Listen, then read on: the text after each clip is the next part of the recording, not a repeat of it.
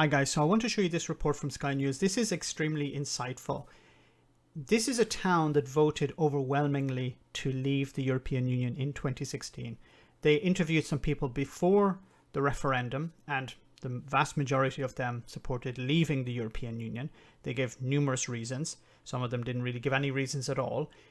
They went back recently and asked them, after Boris Johnson got his deal, what they thought. So let's hear what they had to say. Have you decided? Out? Out. Leave? Leave? Same, yeah. Leave. Yeah. Out? Yes, Why? because I remember the old days. I remember the old days. What does she mean by that? I remember the old days. So, what, before decimalization? Is it before there were so many immigrants in the area? What does she mean by the old days? Well done, Boris, mate. Keep going. These seem like the old days now. Ashby de la Zouch in the Midlands was one of Boris Johnson's stop-offs on the last day of campaigning in the 2016 referendum. People here voted overwhelmingly to leave the EU. But how has the UK changed in the 4.5 years since then? And with a deal done, where do we go from here? I think the trouble was he got in on, I'll get Brexit done. And I suppose he's got Brexit done. Brexit was. He got Brexit done. But what did he mean when he said Brexit done? Do you not understand that you voted for him last year to get Brexit done when he was talking about the withdrawal agreement? Basically, you know. Well, I'm glad to see it. I'm glad to hear it. Yeah, did you vote for Brexit? I did, yes. So is this what you were hoping for? No, we were hoping for this to happen a long time ago. The conversation has changed from net migration to more about, holidays and trade, I think. So this is fundamental. Let me just go back to what this, so you can see the guy on the screen. So he said it moved from net migration to holidays and trade. Now, when would these people wake up and realize that the likes of Nigel Farage and Boris Johnson were lying to them, were pouring poison into their ears? You know, they had a whole collection of different poisons. One was immigration. They poured that in the ear back in 2016. Then when that ran out, they moved on to the next poison, which was sovereignty, or money, or fish, or blue passports, or this or that. They had a huge collection of poisons. And every few months they'd pour in a new poison to maintain this anger towards the European Union. When will people realize that they were lied to, that they were poisoned? You know, does anyone in this town not realize, wait a minute, why are we not talking about immigration anymore?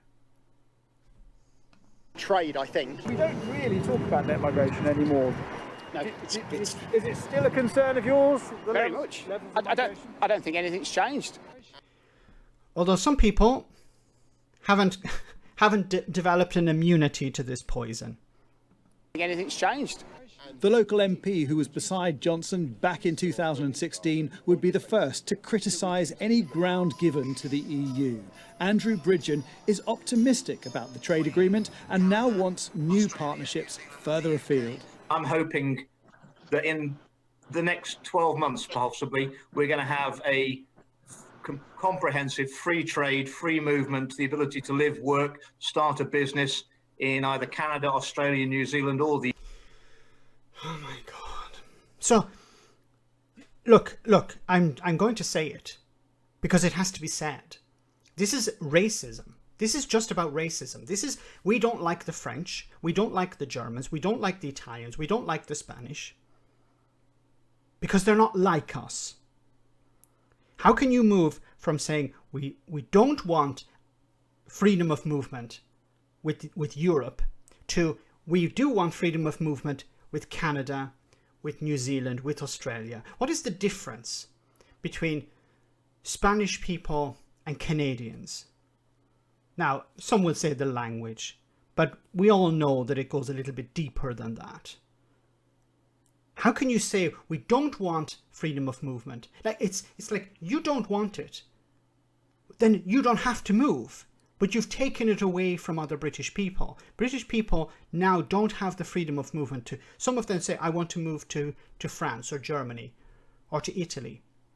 Here in Italy, there's a huge British population. A huge number of people in Tuscany, for example, from the UK. That's ending now because of this guy. But he's saying, no, don't worry, you can move to Canada instead. What if people don't want to move to Canada? Canada is further away. You know, it takes a bit longer to go to Canada. It takes a good bit longer to go to New Zealand or Australia. You can't just jump on a plane and fly back in an hour and a half. The UK. And why is that better than someone being able to start a business in France or Germany and have free movement in those countries?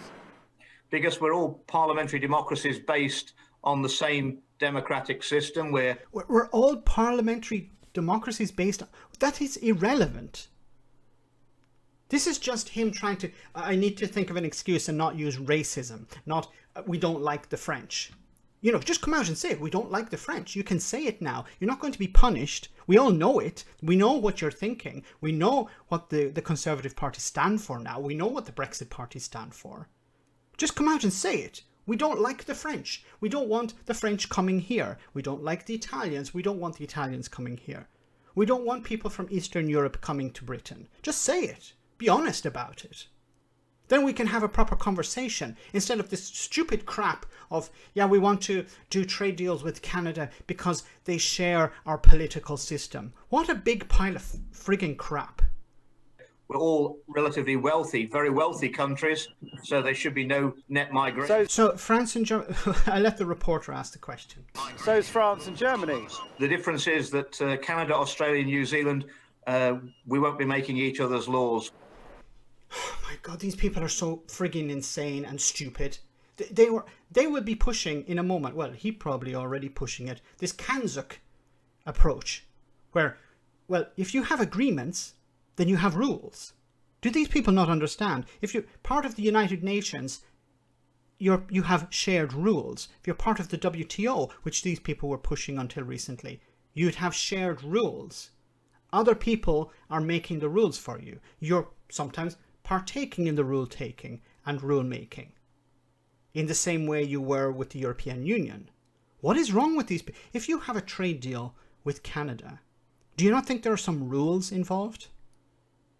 That Canada are partly responsible for writing and partly the UK are responsible for writing? What is wrong with these people? Political conversation has shifted since we voted to leave the EU. For example, we no longer obsess about net migration figures, even though they remain roughly the same. And why? Why is that? That is a question I would like to ask the Brexiteers. Why is net migration no longer an issue? Is it because the people who were telling you it was an issue have moved on to something else? The poison has run out. People have realized, wait a minute, maybe this isn't such an important issue after all. They need to be injected with a new poison.